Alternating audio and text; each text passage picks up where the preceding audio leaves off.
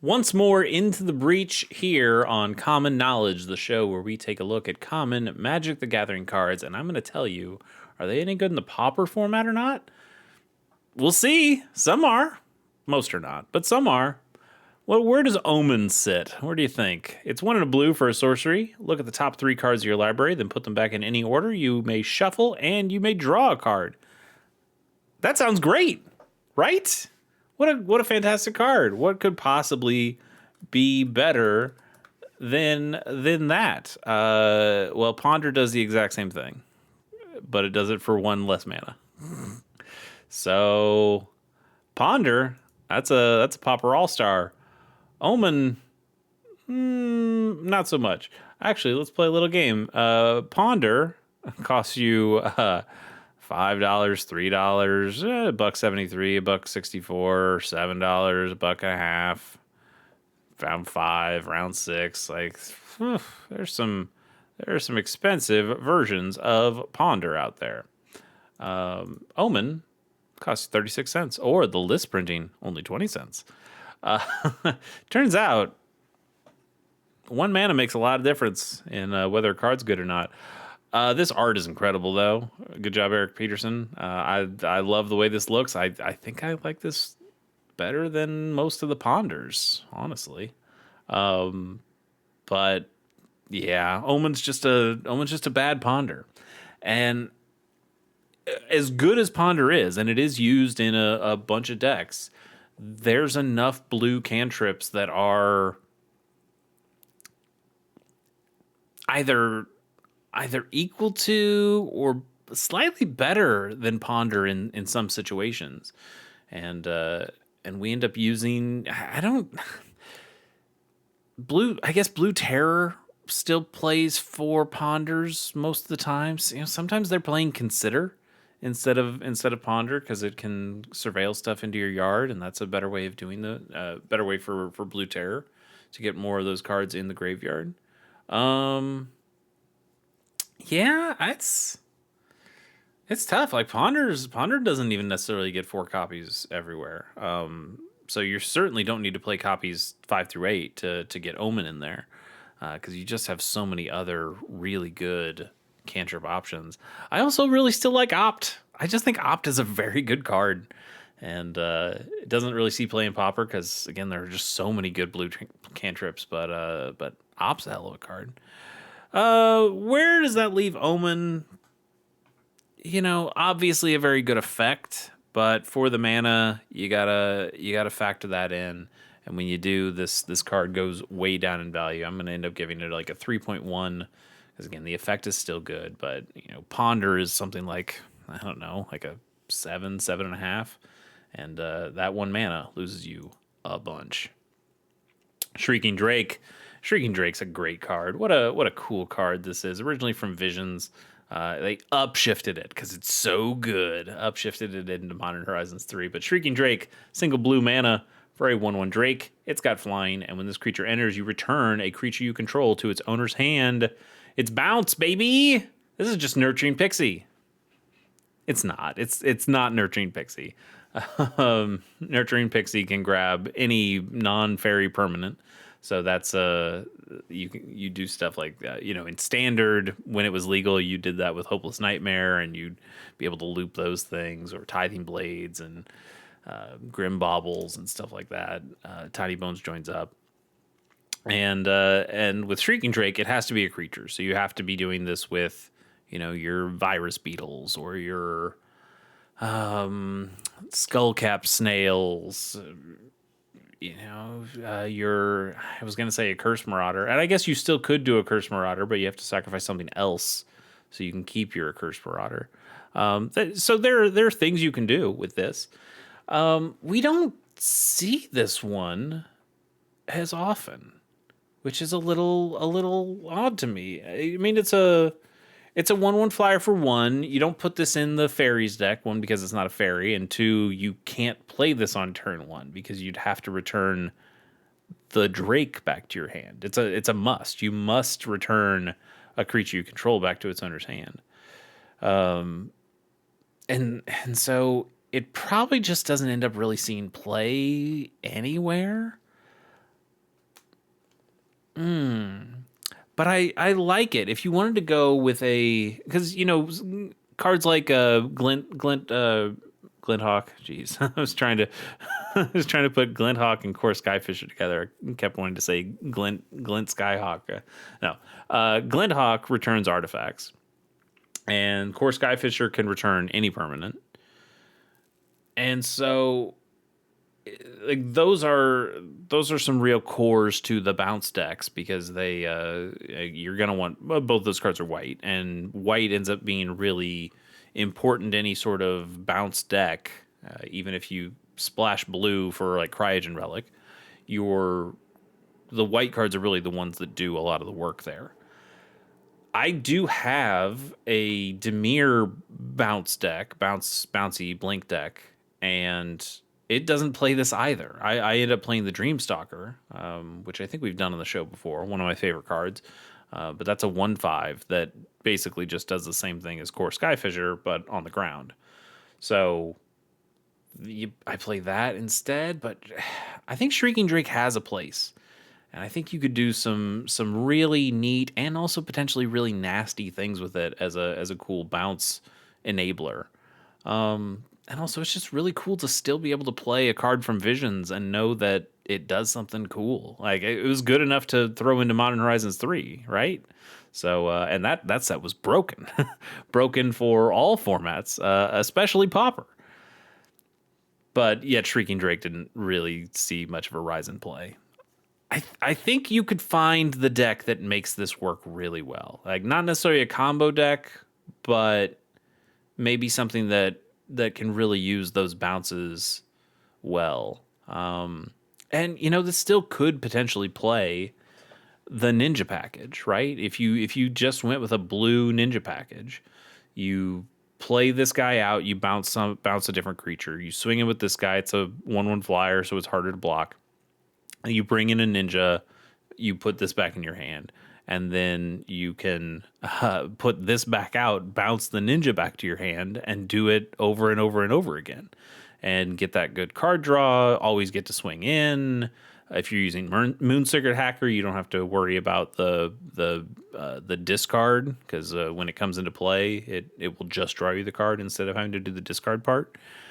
And you could potentially loop that really nicely with Shrieking Drake. That's a nice little engine you've built up there that's self-sustaining, which is really nice. A lot of those loops kind of go away as soon as you play, that Core Skyfisher for the second time and bounce something else. But this one can just keep working, and that's rad. That's rad. What do I give Shrieking Drake? I'm going to give this a halfway decent score. I'm going to give this a 4.2. I think we can make Shrieking Drake work, and we just haven't been trying hard enough. So keep an eye on it, especially with a lot of these great ETB cards. Go check those out. Kyoshi Warriors. We did this one a while ago when we did our full set review or full Pauper common set review of Avatar. It is a 3/3, or sorry, it's a 3 and a white for a 3/3 human warrior ally, and when this creature enters, you create a 1/1 white ally creature token. Nice to have two allies come out on the board at the same time. You can definitely do something with that, both because of the allies and both because anything that makes a second creature is kind of nice in Pauper. Again, you could play this with Shrieking Drake. You probably wouldn't want to because it's costing you so much mana to play it in the first place. But it's a halfway decent body. You're getting 4/4 of stats for 4 mana. That's not the worst trade in the world. Card art looks nice. That's good. It's just fine. The problem is that these are both vanilla creatures. Do you really want to be paying 4 for this? Would you rather pay 2 mana and get a couple of creatures on the board? We have ways of doing that. So unless you really need the allies specifically, you probably have better options than this for most of the white decks that you're considering playing this. But it still puts some bodies on the board, and that's pretty cool. And a cool blink target once it's there. You don't necessarily want to bounce it, but you wouldn't mind blinking this and getting some more bodies out of it like that. I can't remember what we gave it in the full set review, but I'm probably going to give it something like a 2.5 here. It's fine. It's fine. Ribbon Snake. Here's a card of art that I really, really like. Card itself, not very good. Ribbon Snake is 1 in double blue for a 2/3 snake with flying. And you can pay 2, and this creature loses flying until end of turn. Why would you want to pay 2? Well, the other part says any player may activate this ability. So you get a 2/3 flyer for 3 in blue. So you're getting better than a Windrake. This thing flies, so you're just getting a better Windrake, right? But your opponent being able to turn off the flying at instant speed too, like they can really screw you up with this. But you're also forcing them to use their mana. Like it's cute. It's cute how it makes those decisions happen, but they kind of just have to make that decision once and then find a way to kill it, right? They swing in with a big guy, or you swing in with this against their big guy. They spend the mana. They block with their big guy who's on the ground. And this guy's now on the ground. And he dies, and, well, you wasted some mana. And I guess they wasted a little bit of mana. But it's not very good. You can do better. You can do better with your cards. This is from Prophecy. Prophecy, not an amazing set for any format, really. Outside of Commander, I guess, with Rhystic Study. But, yeah. Let's keep going to Hard Bristle Bandit, which is 1 and a green for a 1/1 plant rogue. You can tap it to add 1 mana of any color. And whenever you commit a crime, untap this creature. This ability triggers only once each turn. All right, you get a mana dork here. It's nice that it makes a mana of any color. And it does have a way to untap it, so you are getting potentially more mana out of the deal. And that's kind of cool too. Is there a deck that really wants this? Not particularly. You know, you've got enough of your familiars and cost reducer guys that will just end up generating you more mana over the course of a game than this guy will. You got your Land of War Elves and things like that can be played earlier and get you that mana when you really need it to jump up in the early part of the game. This guy's a little slow coming out on turn 2, not being able to tap for mana until turn 3. It's a 1/1, so it's pretty easy to poke off the board with lots of different spells. Yeah, it does make a mana of any color, and it can untap itself and tap itself again for even more mana based on things that you do. If you have a Relic Progenitus in play, you can tap this guy for the mana. And then a crime is just anything that targets an opponent or anything they control or anything in their graveyard. So Relic of Progenitus, you can tap that, and it target player has to exile a card from their graveyard. Costs you no mana to do that. So that's a crime.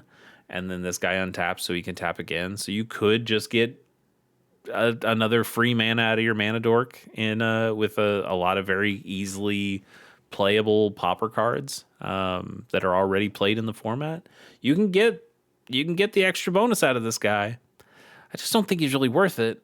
And I think the 1/1 is maybe the biggest. The mana cost is the biggest killer. 2 mana for this effect is just not good enough when you have so many 1 mana effects that do not quite as good as this, because they probably won't make mana of any color, but they'll do just enough that's better that you don't really need this. And again, the 1/1's kind of just a real killer of making this card viable, or at least to keep it on the table. Let's give this thing a 2.3 and keep on going to Scoria Elemental, which is 4 and a red for a 6/1 elemental, and that's all it does. Man, it's not a ball lightning, is it? It's got the stats of a ball lightning, 6/1. Doesn't have trample. Costs 4 and a red instead of just red. That's not great. What is this? It basically just trades one time with anything. But we just talked about it with our last guy there. 1 toughness, really easy to pick off. There's a ton of cards, especially in Pauper, that get played in sideboards. Suffocating Fumes or Electrickery or End the Festivities. Just lots of little things that say, oh, I don't one toughness, you're gone. And then he spent 5 mana for this. A vanilla 6/1. Nah. Nah. We're gonna give this a 1.4. Yeah. And the four the point four there is really just because it's a big power. I guess if you clear the rest of the board off, you can swing in for big power, but that's not a value I would like to buy. Memory Drain is 2 and double blue for an instant. You counter target spell, and then you scry 2. Too slow. Just too slow. The scry 2 is fine, but considering that you have actual factual counterspell in this format, and that costs double blue, are you paying 2 more mana to scry 2? Nah, I'm not doing that. You're not doing that. Nobody's doing that. Memory Drain gets a 1.9, I guess. Altar's Reap is 1 and a black for an instant. As an additional cost to cast the spell, sacrifice a creature to draw 2 cards at instant speed. We have a ton of these effects. And in fact, we've had so many of these effects that you have to find the ones that give you better gravy. You know, we've had the ones that give you too much gravy in Deadly Dispute. This is now banned in Pauper because you could sacrifice an artifact or a creature, draw a couple cards, and create a treasure, still at instant speed. So this card was nuts. Just nuts. So good. So then you've still got Fanatical Offering, which is now one of the best in class in Pauper these days, because you can still do an artifact or a creature. You still draw 2 cards. And this time you make a map token instead of a treasure token. Not quite as good as a treasure token, but can also be very good. You've got the Modern Horizons 3 one that's got flashback, so you can do it twice. You've got the Village Rights that is it Village Rights? No, Village. Yeah, Village Rights. Village. No, Village Rights does this even cheaper, and that's just a creature. So Village Rights is also very good, but that's not the one I was thinking of. I was thinking of there's a Kamigawa one, Kamigawa Neon Dynasty, that you sacrifice a creature or an artifact, I think, and then you gain life equal to its mana cost. So like that's also pretty good of getting you more stuff. Something Conscription too is similar to Village Rights, that it's a 1 mana just sacrificing a creature, but you draw 2 cards for a single mana again. And that's, again, we talked about Ponder versus Omen, and you got to talk about Village Rights versus Altar's Reap. When you're going, why would you pay that extra mana? We just have other cards that are power corrupted completely, and we have 2 of those in Pauper right now. So you have already 8 of those effects. Do you really need copies 9 through 12 of that card? And you very much do not. So we'll end up giving this thing a 2.4, I guess, because it's a good effect. It's a really nice effect to be able to block a creature with your little guy, and so you're preventing the damage that creature does to you, and then you also sacrifice this guy to draw a couple cards off it before it was going to die anyway. That's a great line. It's always been a really great line in Magic the Gathering and in the Pauper format especially, and we got a lot of cards that allow you to do it really nicely, and this is one that doesn't do it as well, so probably don't play it. Our last official one here is Fresh Volunteers. It's 1 and a white for a 2/2 Human Rebel. That is, I talk a lot about grizzly bears here on the channel, where we just talk about 2 mana 2/2 creatures. This is literally a grizzly bears. It is just a 2 mana 2/2 creature. That's all it is. No, it doesn't even, not even French vanilla, Not even trying to act like it has anything extra. This is just 2 mana, 2/2. It's probably a little better than a grizzly bear because it is both a human and a rebel. The human's a creature type that can get you a lot of stuff. You can do a lot of human tribal things. If you do need to pick a tribe in Pauper for any reason, humans has a lot of support. And then Rebel there are still Rebel cards that are able to go tutor up other Rebels. And even though this guy can't tutor anything, he can be tutored for. And sometimes a vanilla 2/2 is just good enough to be played. Not really, but maybe if you're in a heavy Rebels deck and you just need some more fodder for your Rebels deck so you can do something more, I'm sure there are better Rebels to play than these guys. But it's a funny name, Fresh Volunteers. I just cards that are basically fodder for something else. That's what you're gonna get. What do we give just a normal ass grizzly bear? I think you give it a 2. I think you just give it a 2. No, it doesn't deserve a 2. What am I talking about? No. This is I just said 2 because it's 2 mana and 2/2, and I got 2 on the brain.